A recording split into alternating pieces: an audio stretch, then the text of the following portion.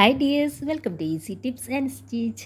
ഇന്ന് നമുക്ക് നമ്മുടെ ചുരിദാറിൽ നമ്മൾ സ്റ്റിച്ച് ചെയ്തതിന് ചില സമയത്ത് ഷേപ്പ് ഉണ്ടാവില്ല കേട്ടോ. അപ്പോൾ നമുക്ക് ഷേപ്പ് കിട്ടാൻ വേണ്ടിയിട്ട് ഡാട്ട് എങ്ങനെ ചെയ്യാൻ നോക്കാം. ഇതിപ്പോൾ ഞാൻ ചുരിദാർ മറിച്ചിട്ടതാണ്, മോശമാണ് ഇത്. അപ്പോൾ അവിടുന്ന് ഷോൾഡറിൻ്റെ സ്റ്റിച്ചിൻ്റെ അവിടുന്ന് കറക്റ്റ് താഴോട്ടേക്ക് ഒരു 10 ഇഞ്ച് താഴെ നമുക്കൊരു മാർക്ക് ചെയ്ത് കൊടുക്കുക കേട്ടോ. അപ്പോൾ ഷോൾഡറിൻ്റെ അവിടെ നിന്ന് നേരെ താഴെ 10 ഇഞ്ച് താഴെയാണ് മാർക്ക് ചെയ്യുന്നത്. അതേപോലെ അപ്പുറത്തെ സൈഡും അതുപോലെ തന്നെ 10 ഇഞ്ച് ഞാനും ഇവിടെ മാർക്ക് ചെയ്ത് വെക്കുന്നുണ്ട്. എന്നിട്ട് നമുക്ക് ഇതൊന്ന് മടക്കി കൊടുക്കുക കേട്ടോ. നോക്കിക്കേ, നിങ്ങൾ കറക്റ്റ് ശ്രദ്ധിക്കണേ എങ്ങനെ മടക്കുക. നോക്കിയതാ, നെക്ക് നേരെ പകുതിയാക്കിയിട്ടാ ഇങ്ങനെ ഒന്ന് മടക്കി കൊടുക്കുക. ഓക്കെ, അപ്പോൾ ഇതിന് ശരിക്കും പറഞ്ഞാൽ ഇങ്ങനെയും നമുക്ക് ചെയ്യാം. പിന്നെ കറക്റ്റ് നമ്പേഴ്സ് പോയിൻറ്റിൻ്റെ താഴെ 1 ഇഞ്ച് താഴേന്ന് മാർക്ക് ചെയ്യുക. പക്ഷെ അതെല്ലാം അന്നേരം അളവെടുക്കാൻ കുറച്ച് ബുദ്ധിമുട്ടല്ലേ. ഇങ്ങനെ അന്നേരം പെട്ടെന്ന് ചെയ്യാൻ പറ്റും കേട്ടോ. ഇത് നോക്കിയതാ, ഷോൾഡറിൻ്റെ താഴെ 10 ഇഞ്ച് താഴെ ഞാനിവിടെ മാർക്ക് ചെയ്തിട്ടുണ്ട്. എന്നിട്ട് നോക്കിയതാ, ഈ ഒരു സൈഡിൽ നിന്ന് ഇങ്ങോട്ടേക്ക് 4 ഇഞ്ച്. ഓക്കെ, നമ്മുടെ നെക്കിൻ്റെ എല്ലാം മടക്കി ഫോൾഡ് ചെയ്ത വശമില്ലേ, അവിടെ നിന്ന് ഫോൾഡ് ചെയ്ത വശത്തു നിന്ന് അങ്ങോട്ടേക്ക് 4 ഇഞ്ച് മാർക്ക് ചെയ്യാം. എന്നിട്ട് അവിടെ ഒരു പോയിൻ്റ് കിട്ടിയില്ലേ, ആ പോയിൻ്റിൽ നിന്ന് താഴോട്ടേക്ക് ഒരു 8 ഇഞ്ചിലാണ് ഞാനിവിടെ മാർക്ക് കൊടുക്കുന്നത്. എന്നിട്ട് നേരെ സ്ട്രൈറ്റ് ലൈൻ കൊടുക്കുക കേട്ടോ. അപ്പോൾ ഈ ഒരു അളവ് 4 ഇഞ്ച് തന്നെയായിരിക്കണേ ഉണ്ടാവേണ്ടത്.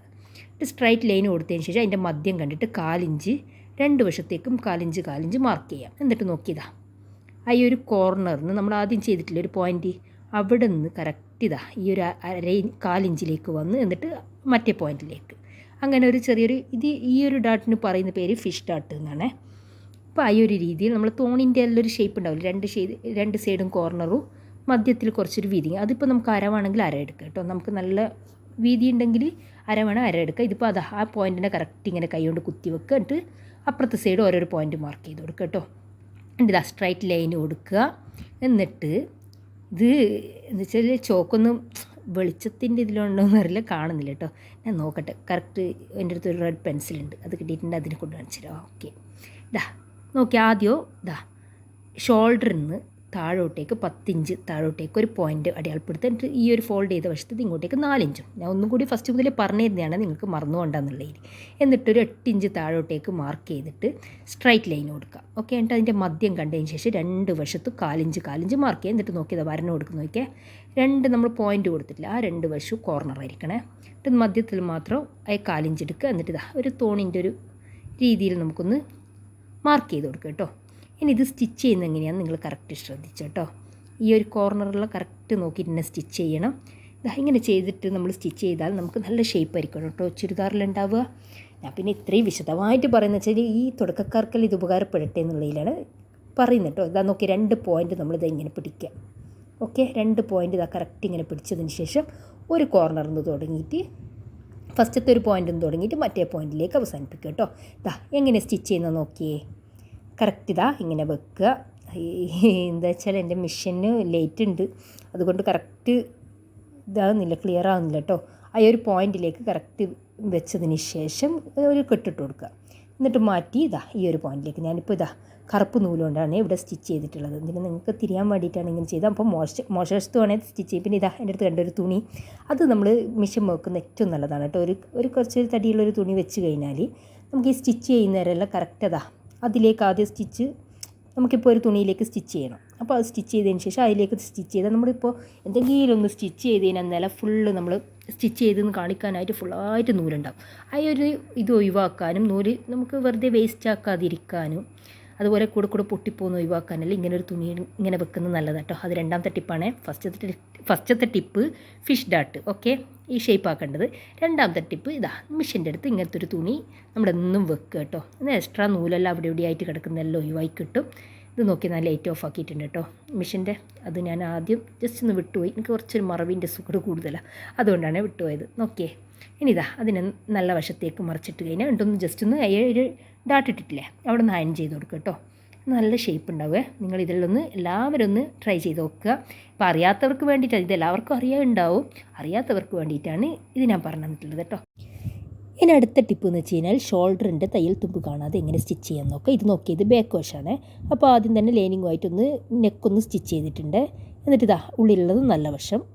ഓക്കെ, എന്നിട്ട് ലൈനിങ് മുകളിലേക്ക് മടക്കി വെച്ച് കൊടുക്കുക. അതിനുശേഷം ഇതിൻ്റെ ഫ്രണ്ട് പീസ് നമ്മൾ ആദ്യം തന്നെ സ്റ്റിച്ചെല്ലാം ചെയ്ത് ലൈനിങ് എല്ലാം മറിച്ചിട്ടതിന് ശേഷം നല്ല നീറ്റ്ലി സ്റ്റിച്ച് ചെയ്തതാണ്. അപ്പോൾ ബാക്ക് പീസിലാകെ ലൈനിങ്ങുമായിട്ട് സ്റ്റിച്ച് ചെയ്തിട്ടേ ഉള്ളൂ. നെക്ക് ഫ്രണ്ട് പീസിൻ്റെ നെക്ക് ഫുൾ കംപ്ലീറ്റ് ചെയ്തതാണ്. എന്നിട്ട് നല്ല വശത്തിന് നേരെ നല്ല വശം ഫ്രണ്ട് പീസിൻ്റെ നല്ല വശം കറക്റ്റ് ഇതാ ഷോൾഡറിൻ്റെ അവിടെ കറക്റ്റ് ഇതാ ഇങ്ങനെ വെച്ച് കൊടുക്കുക കേട്ടോ. ഇതാ വെക്കുന്നത് നിങ്ങൾ കറക്റ്റ് നോക്കിയേ.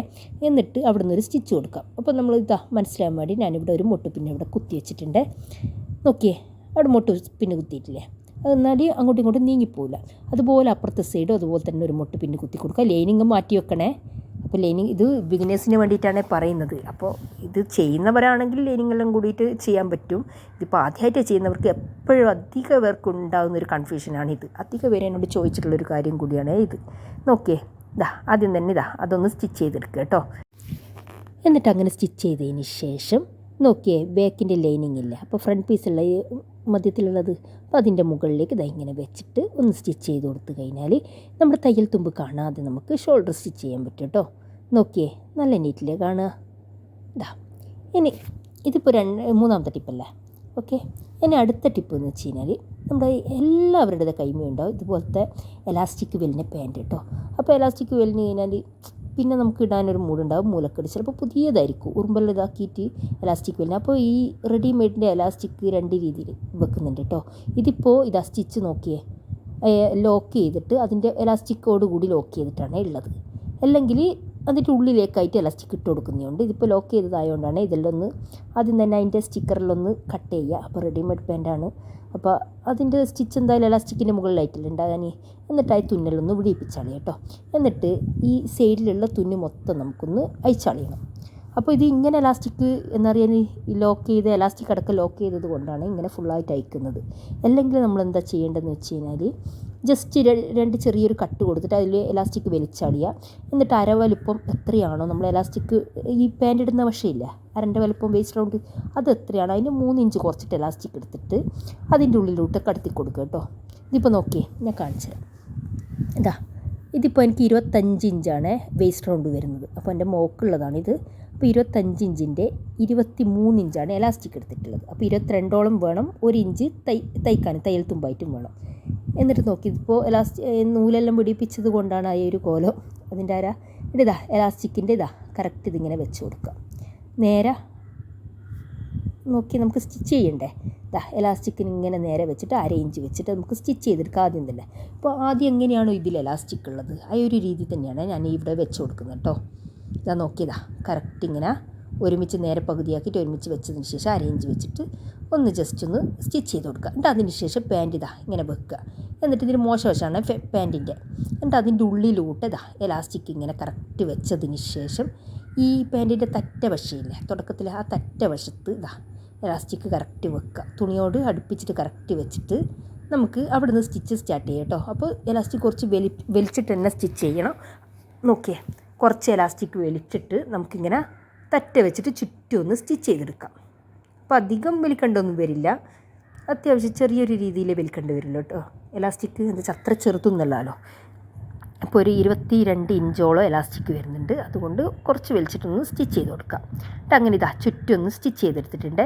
എന്നിട്ട് ഇതാ നോക്കിയതാ നേരെ ഒരു മടക്കി കൊടുക്കാം. ഓക്കെ, അപ്പോൾ എൻ്റെ അടുത്ത് ലോക്ക് ചെയ്യുന്ന മെഷീൻ ഇല്ലാത്തത് കൊണ്ട് ഇതിൽ തന്നെയാണ് ഞാൻ സ്റ്റിച്ച് ചെയ്യുന്നത്. എന്നിട്ട് നമ്മൾ ആദ്യം സ്റ്റിച്ച് ചെയ്തിട്ടില്ലേ കുറച്ച് വലിച്ചിട്ട് സ്റ്റിച്ച് ചെയ്തേ, അതുപോലെ തന്നെ ഇതാ വലിച്ചിട്ട് തന്നെ ഇതാ ചുറ്റും നമുക്കൊന്ന് സ്റ്റിച്ച് ചെയ്തെടുക്കാം കേട്ടോ. അങ്ങനെ നമുക്കിതാ ഏതൊരു പാൻറ്റും നമ്മൾ എലാസ്റ്റിക് പോയി എന്ന് വെച്ചിട്ട് വെറുതെ അവിടെ വെക്കാതെ, ഇപ്പം മഴക്കാലമെല്ലാം ആയതുകൊണ്ട് തന്നെ തുണിയെല്ലാം ഉണങ്ങി കിട്ടാൻ വളരെ വിഷമമാണ്. അപ്പോൾ ചിലപ്പോൾ നമുക്ക് ഇഷ്ടപ്പെട്ട പാൻറ്റായിരിക്കും. അപ്പോൾ ഇങ്ങനെ ഈ ഒരു രീതി ചെയ്യുകയാണെങ്കിൽ നല്ല ഉപകാരപ്രദമാകും കേട്ടോ. അതുമാത്രമല്ല ഇപ്പോൾ ഈ ഒരു രീതിയിൽ എലാസ്റ്റിക് എടുത്ത് ചിലതുണ്ട്, ചിലതിലെല്ലാം നമുക്ക് ഇങ്ങനെ ഓപ്പൺ ആക്കി, ഞാൻ ആദ്യം പറഞ്ഞില്ല ഓപ്പൺ ആക്കിയിട്ട് എലാസ്റ്റിക് എടുത്ത് കളയുക. എന്നിട്ട് അതിൻ്റെ ഉള്ളിലോട്ട് എലാസ്റ്റിക് അടുത്ത് വിട്ടതിന് ശേഷം നമുക്ക് സ്റ്റിച്ച് ചെയ്തെടുക്കാം കേട്ടോ. അപ്പോൾ നിങ്ങൾക്ക് എൻ്റെ ഈ ടിപ്സ് എല്ലാം ഉപകാരപ്പെട്ടെന്ന് കരുതാൻ നല്ലൊരു വീഡിയോയുമായി വീണ്ടും കാണാം. അതുവരെ ബൈ.